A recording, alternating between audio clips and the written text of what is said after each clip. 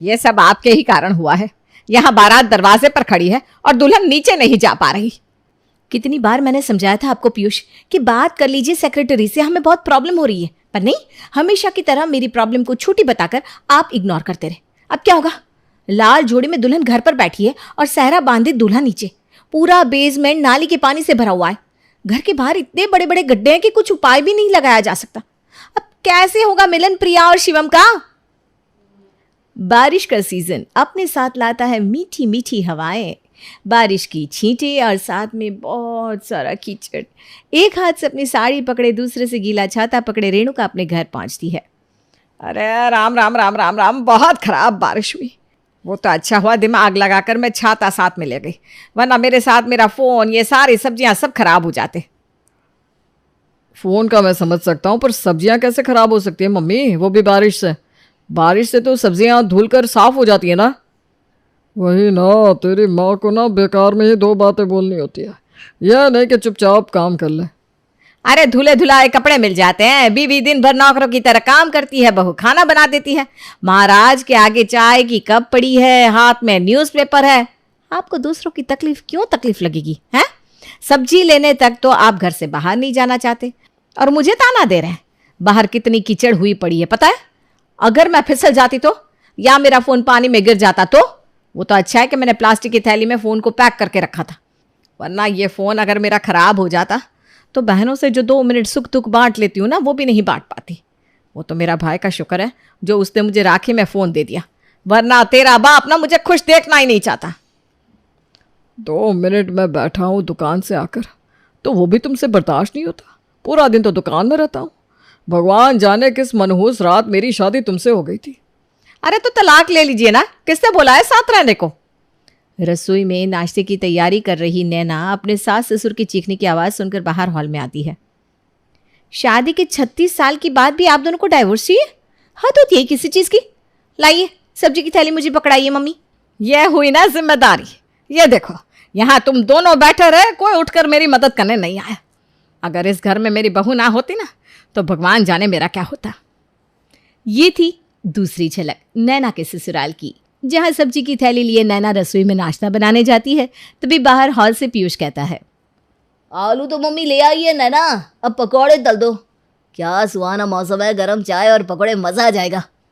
बात तो तुमने ठीक कही बेटा, इसी मौसम में तो खाना खा सकता है आदमी, वरना गर्मी में तेल मसाला कहाँ भाता है। नैना सभी के लिए नाश्ते के साथ पकौड़े परोस कर कपड़े धोने चली जाती है।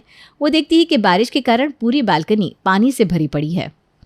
पता नहीं इन लोगों को बारिश सुहानी कैसे लगती है। पूरी बालकनी में पानी भरा है, अब वॉशिंग मशीन में करंट आने लगेगा। बड़ी दिक्कत हो जाती है इस बारिश के मौसम में। नैना अपने पति को आवाज़ लगाती है, पर पीयूष टीवी के सामने से टस से मस नहीं होता। नैना की आवाज़ सुनकर उसकी सास बालकनी में आती है और दोनों साथ में मिलकर वॉशिंग मशीन को बाथरूम में शिफ्ट कर देते हैं। तू जा बहू, ज़रा नाश्ता कर ले, मैं कपड़े धो देती हूँ। मशीन में कपड़े डालने में वक्त ही कितना लगता है, फट से धोकर फट से सुखा दूंगी। बारिश भी नहीं हो रही अभी तो। ये दोनों बाप बेटे तो 15-20 मिनट में काम पर चले जाएंगे, फिर हमारा जी जलाने घर पर कोई नहीं होगा। आराम से काम करना। सोम और पीयूष के काम पर जाते ही दोनों सास बहू आराम से धीरे धीरे सारा काम करती हैं। रात के वक्त अपने कीचड़ से सने जूते लिए पीयूष घर के अंदर आता है। ये तुमने क्या किया पीयूष? ऐसे ही काम वाली पोछा लगाना नहीं चाहती, उसके पोछा लगाने के बाद भी शाम को मुझे पोछा लगाना पड़ता है। अभी दिया दिखाने के पहले मैंने पोछा लगाया था, 2 घंटे भी नहीं हुए, तुमने पूरे घर में कीचड़ कीचड़ कर दिया। अरे ऐसी भी कोई बात नहीं होगी, ज़रा सा तो निशान है, 2 बार वाइपर घुमाना है, साफ हो जाएगा। और बारिश के मौसम में जूते तो गंदे हो गई। तुम पैदल नहीं जाते हो दुकान पर, बाइक से जाते हो। ये कीचड़ इसलिए लगा है क्योंकि हमारे बिल्डिंग के पास हर तरफ कीचड़ जमा हो गया है, क्योंकि सेक्रेटरी अपना काम नहीं कर रहा। अरे तुम्हें पता भी है सेक्रेटरी साहब काम कर रहे हैं कि नहीं? तुम बन जाना इस बार सेक्रेटरी। दूसरों पर इल्ज़ाम लगाना बड़ा आसान है, अपने घर का काम करने में तुम परेशान हो जाती हो। वो बेचारा पूरी बिल्डिंग को संभालता है, पता भी है। पीयूष नैना से 15 मिनट लड़ाई कर लेता है, पर जूते बाहर नहीं रख कर आता। परेशान होकर पीयूष के जूते खुद ही उठाकर नैना को बाहर रखने पड़ते हैं। उसके बाद नैना पोछा लगाकर जैसे ही रसोई में खाना गर्म करने जाती है, उसके ससुर जी कीचड़ से सने गंदे जूते लेकर हॉल में आ जाते हैं। भाभी पापा आ गए। अपने ससुर को पानी देने के लिए जैसे ही नैना हॉल में जाती है, वो देखती है कि फर्श में फिर से कीचड़ से सने जूते के निशान लगे हुए हैं। मुझे मार कर ही जी में शांति मिलेगी क्या पीयूष तुम्हें? तुम्हारे जूते मैंने बाहर रखे थे ना, तो ये दाग कैसे लग गया? क्योंकि पापा ने जूते अंदर खोले हैं भाभी। पापा जी को तो कुछ कह भी नहीं सकती। अभी अभी पोछा लगाया था, फिर से पोछा लगाना पड़ेगा।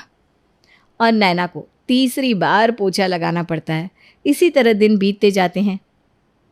जरा पोछा लगा देना रितु, देख रही है ना मुझे कितना काम हो जाता है। नहीं नहीं दीदी, 1000 रुपये में सुबह पोछा करो, शाम को पोछा करो, मुझसे नहीं होता। ऊपर से आजकल फर्श इतना ज़्यादा गंदा रहता है, अब मैं आपके घर में काम ही नहीं कर पाऊंगी, मुझे माफ़ कर दीजिए दीदी। अरे नहीं नहीं रितु, ऐसा मत कर। अच्छा तू शाम को पोछा मत मारना, अब ठीक है? शाम को पोछा करने की बात नहीं है चाची, दरवाजे के बाहर इतना सारा कीचड़ जमा रहता है, घिस घिस कर साफ करना पड़ता है मुझे। ऊपर से आपकी बिल्डिंग के बाहर इतना ज़्यादा कीचड़, अब फिसली तब फिसला वाली हालत हो जाती है। आपकी आने इस बिल्डिंग में किसी के भी घर काम वाली आना नहीं चाहती। ये कहकर रितु काम छोड़कर चली जाती है। शाम के वक्त बिल्डिंग की सभी औरतों की मंडली एक साथ छत पर बैठती है, जहां सभी की प्रॉब्लम एक दूसरे से मिलती जुलती दिखाई देती है। कैसे बिल्डिंग के बाहर कीचड़ फैला हुआ रहता है? इतनी गंदगी हो गई बाहर कि बगल के नाले का पानी भी बिल्डिंग के अंदर आ जाता है। वही तो, ऊपर से उस कीचड़ में सभी के घर का कचरा, बिल्डिंग के बाहर की सड़क में तो अब गड्ढे भी हो गए हैं।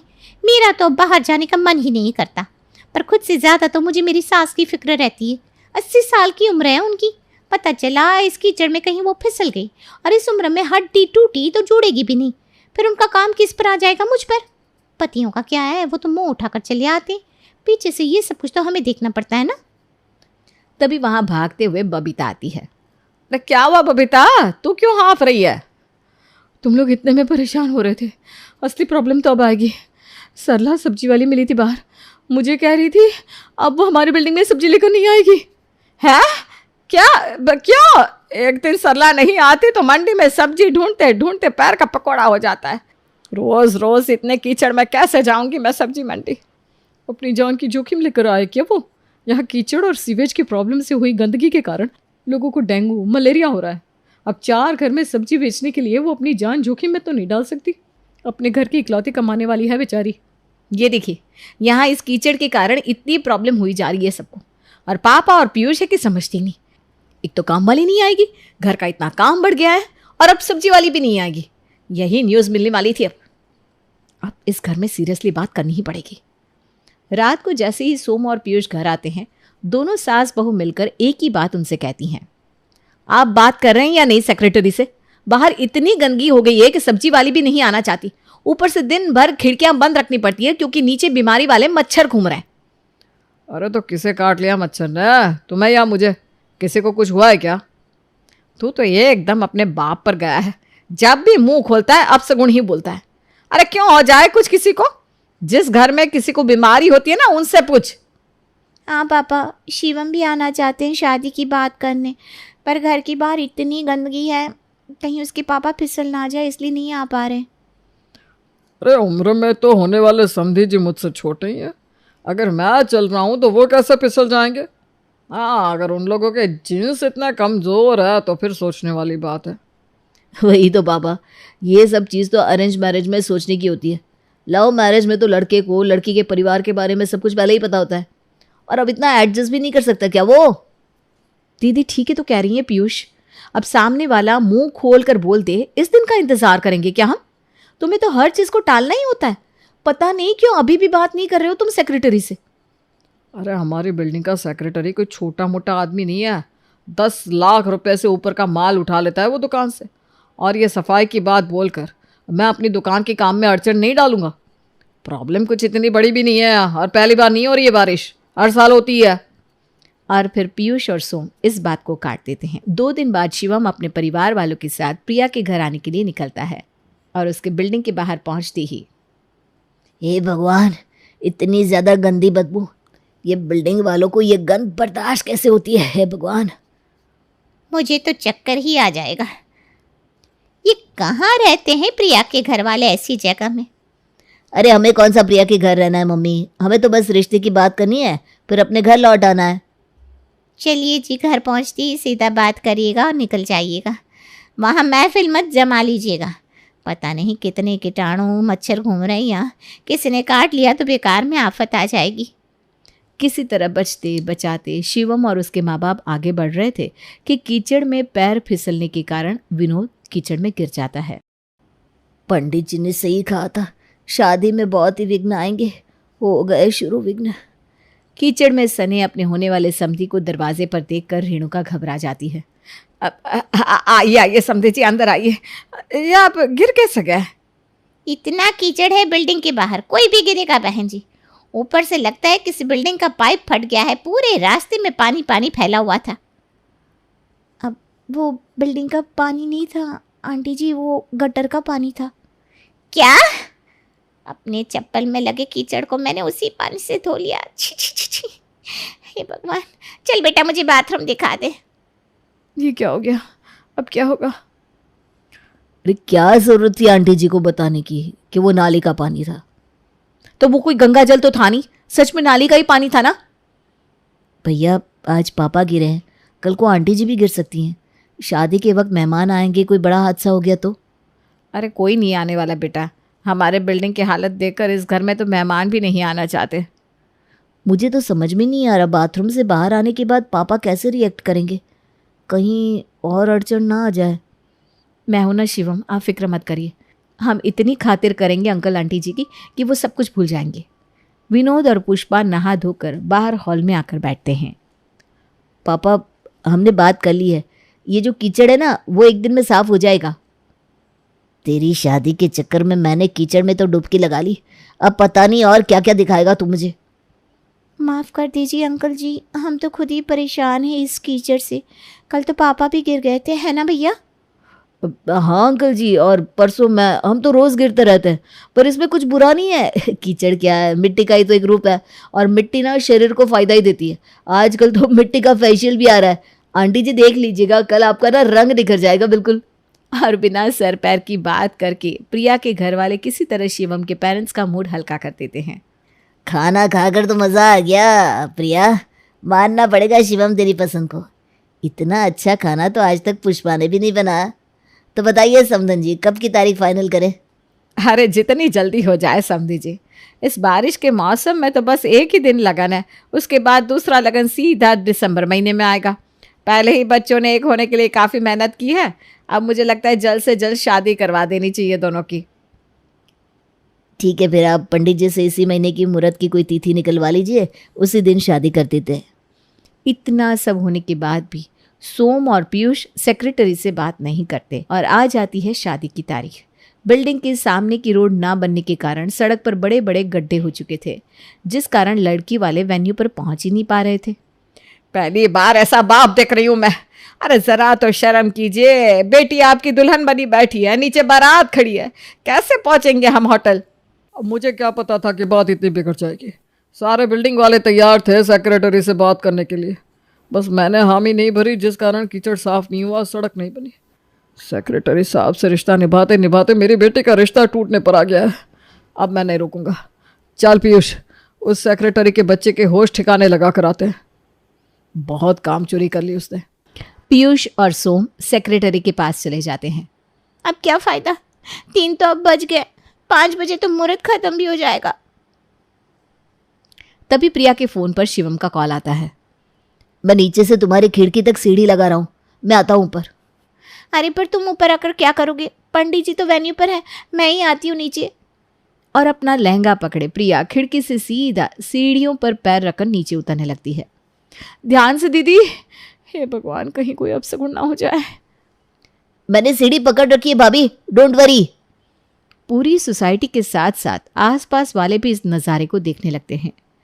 धीरे धीरे प्रिया नीचे उतर आती है और अपने परिवार वालों के बिना ही वेन्यू पर पहुंच जाती है, जहां वीडियो कॉल पर ही लड़की वालों को शादी में शामिल होना पड़ता है।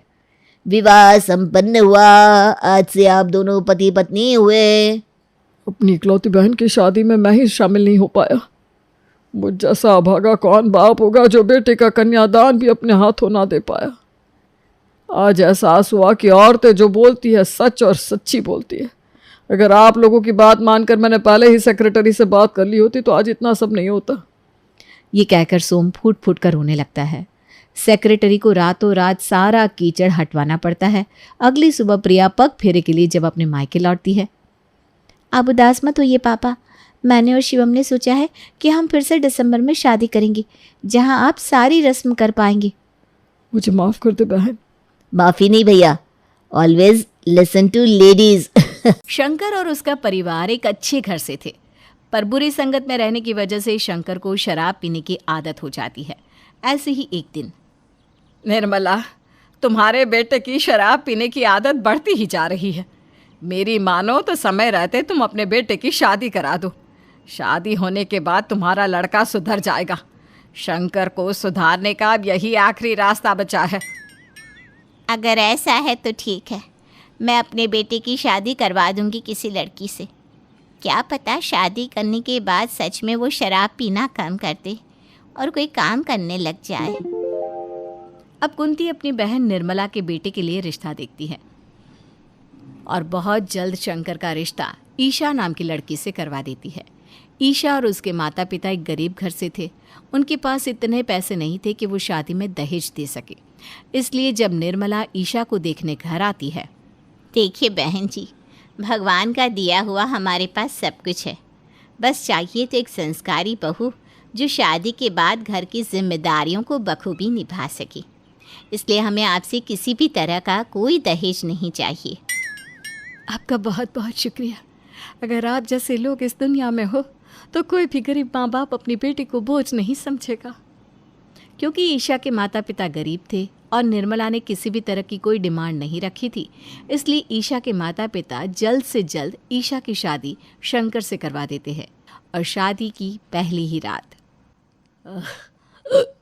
तुम तो वही हो ना जिससे मेरी शादी हुई है।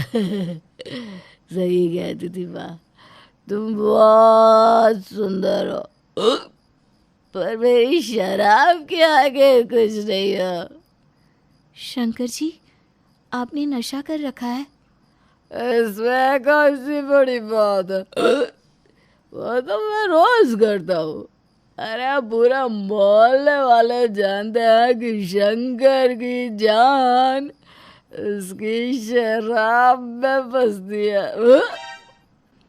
इस तरह से शंकर नशे की हालत में बड़बड़ाते सो जाता है। अगली सुबह फिर शंकर घर से निकल जाता है और निर्मला ईशा के पास आकर उससे कहती है,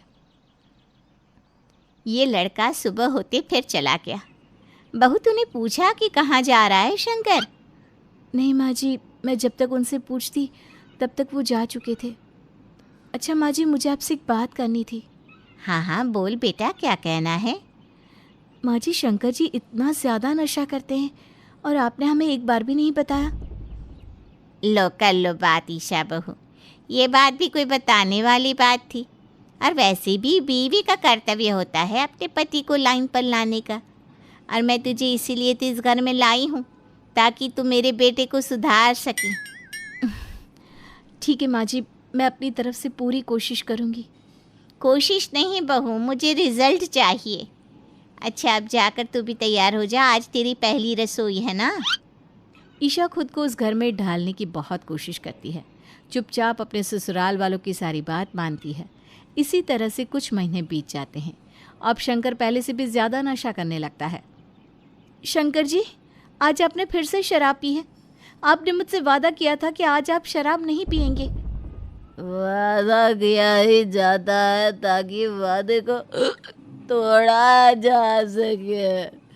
और वैसे भी मेरी शराब भी मेरी बीवी है और उसी ने मुझसे कहा कि पी लो, तो मैंने पी ली।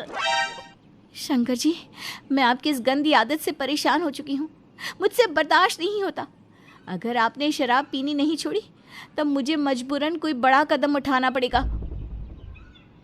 तू होती कौन है मुझे शराब पीने से रोकने वाले? हाँ, मेरा दिल जो करेगा मैं वो करूँगा, हट मेरे रास्ते से। ईशा से शंकर लड़ झगड़ कर घर से चला जाता है।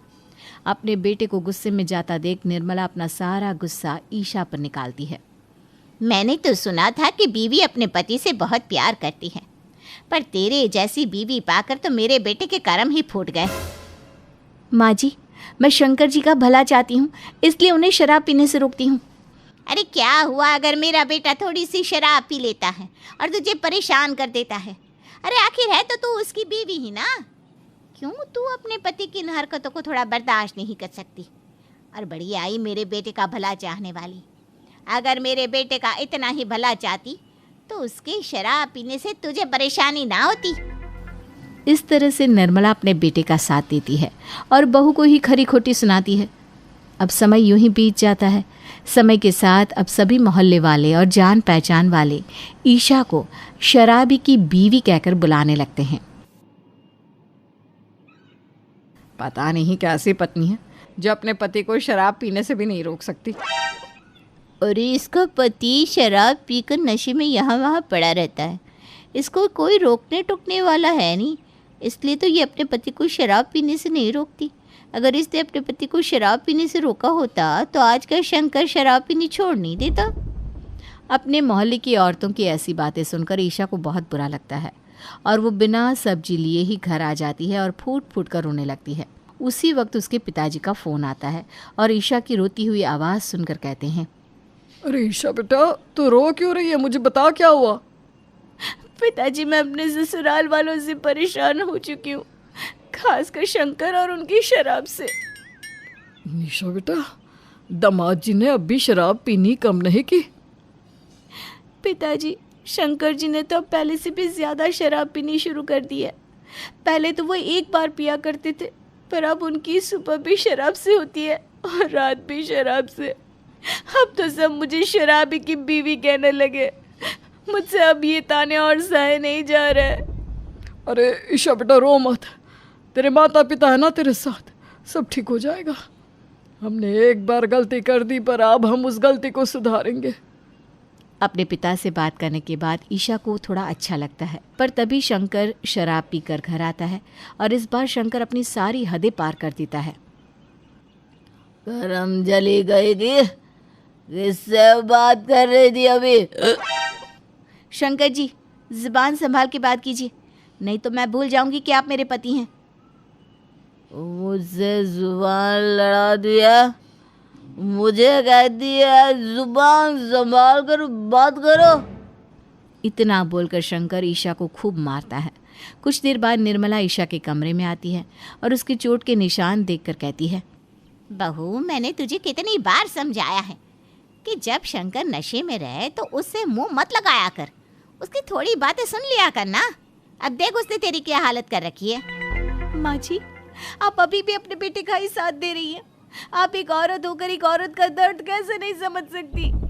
ईशा की ऐसी बातें सुनकर निर्मला मुंह बनाकर वहां से चली जाती है और जब ईशा के पिता को ईशा की इस हालत के बारे में पता चलता है तो वो बिना समय गंवाए अपनी बेटी को लेने उसके ससुराल पहुंच जाते हैं। बहन जी, हमें नहीं पता था कि हम अपनी बेटी को स्वर्ग नहीं नरक में भेज रहे थे। हमने सोचा था कि इतने अच्छे घर की बहू बनकर मेरी बेटी राज करेगी, पर मुझे नहीं पता था कि आपका बेटा एक नंबर का शराबी है और मेरी बेटी के माथे पर जिंदगी भर के लिए शराबी की बीवी होने का कलंक चढ़ जाएगा। भाई साहब, हम शांति से बैठकर बात कर सकते हैं ना? आखिर हमारे बच्चों की जिंदगी का सवाल है। और रही बात शंकर के शराब पीने की आदत की, तो वो तो समय के साथ अपने आप छूट जाएगी। आप बेकार में ही छोटी सी बात का बतंगड़ बना रहे हैं। समधन जी, आपके लिए ये छोटी सी बात हो सकती है, पर मेरे लिए नहीं। मैं आपसे पूछता हूँ, आज मेरी बेटी के साथ जो हो रहा है, कल को वही आपकी बेटी के साथ होता तो आप क्या करती? ईशा के पिता का ये सवाल सुनकर निर्मला की बोलती बंद हो जाती है और वो चुपचाप खड़ी हो जाती है। अपनी बेटी की शादी आपके बेटे से करवाकर मैं पहले ही एक बार गलती कर चुका हूँ। अब अपनी बेटी को एक शराबी के हाथों में सौंप कर मैं दूसरी गलती नहीं करना चाहता, इसलिए मैं ये रिश्ता तोड़ता हूँ और अपनी बेटी को अपने साथ ले जा रहा हूँ। इस तरह से ईशा सारे रिश्ते तोड़कर अपने पिता के साथ अपने घर चली जाती है और वहीं रहकर अपनी ज़िंदगी की एक नई शुरुआत करती है।